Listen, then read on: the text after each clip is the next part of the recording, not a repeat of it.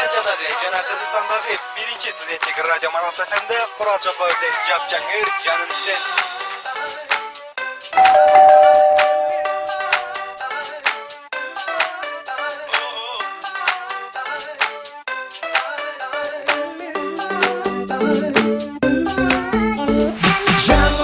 Canım desin ben seni, oh ben seni, oh ben seni.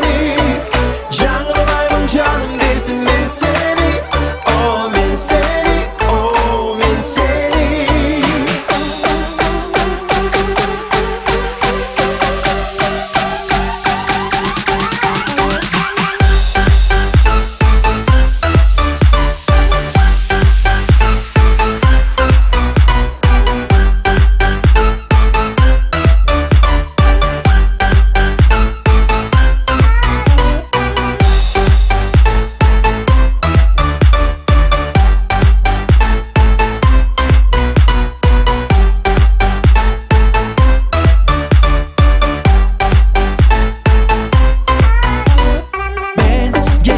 Sağa gül, beremin sağa kaltırcım kırgada kara ay.